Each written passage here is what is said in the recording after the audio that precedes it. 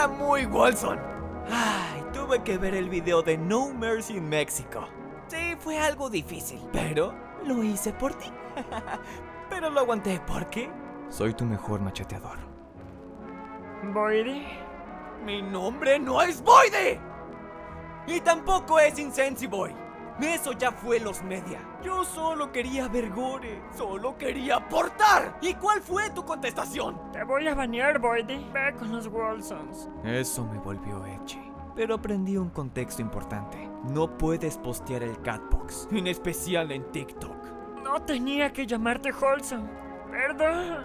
¿Ves? Ahora me das el contexto. Por ahora ser edgy. Así es como funciona. Hay mucha gente entrando a 4chan para tener contexto y darían lo que sea para tenerlo. ¿De dónde sale el contexto? Yo hago el contexto. Y ahora solamente yo lo puedo compartir. Y cuando lo